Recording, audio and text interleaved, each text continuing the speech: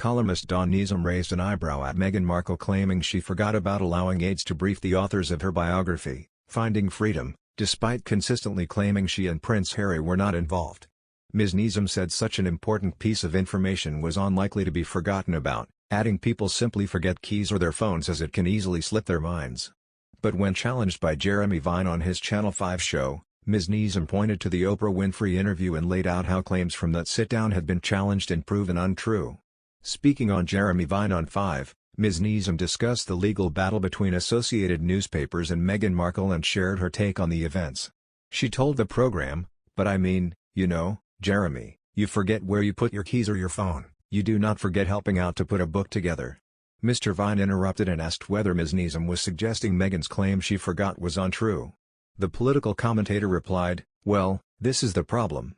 Claims in the Oprah Winfrey interview, and I use that word very loosely. Claims that Meghan made in that are demonstrably untrue, which we know we can prove that." Mr. Vine wondered if Ms. Neeson was referring to the racist royal who had concerns over unborn baby Archie's skin tone. Ms. Neeson recalled the Buckingham Palace response, which said recollections may vary, and said there was contradicting statements from Harry and Meghan over when the concerns were first raised. Earlier in the show, Times radio presenter Ayesha Hazarika urged people to calm down on the story as Meghan and Harry see further calls to remove their titles. Ms. Hazarika suggested the public follow the behavior of the Queen, who has taken a common-sense approach and does not overreact when big news stories break about the couple. Ms. Neeson also agreed many needed to tone down the rhetoric.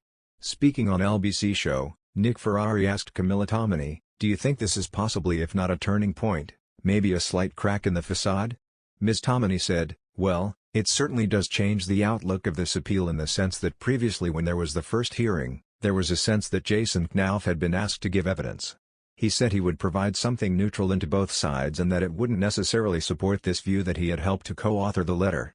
The evidence he's now submitted in this witness statement contains emails written by Harry and Meghan." She went on, "So that in itself is quite a strong indication of what their feelings were at the time.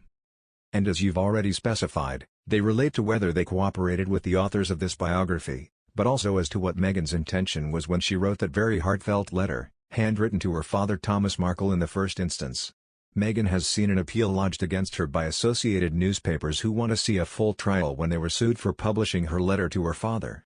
The Duchess of Sussex successfully sued the company after they published a private letter she sent to Thomas Markle over privacy breaches. However, new testimonies from Meghan's former aide, Jason Knauf, have suggested Meghan was prepared for the letter to be leaked by her father and so edited the language used. Mr. Knauf claims Meghan said she wanted to use the word daddy as it would pull at the heartstrings if leaked. The former aide claimed Meghan asked me to review the text of the Thomas Markle letter, who then said, "Obviously, everything I have drafted is with the understanding that it could be leaked." Meghan also apologized to the court after claiming she forgot about giving permission to staff to cross-examine information in Finding Freedom. Mr. Knauf told the court he messaged Prince Harry to let him know about a meeting with the Finding Freedom authors. He says Harry replied, "I totally agree that we have to be able to say we didn't have anything to do with it. Equally, you giving the right context and background to them would help get some truths out there." Associated Newspapers have called for a full trial in their appeal and argued Meghan wrote the letter to her father with the public in mind and was happy for the public to read it if Mr. Markle were to leak it. In an interview with GB News, Thomas Markle thanked Mr. Knauf for coming forward and challenging his daughter and said he would buy him a steak if they met.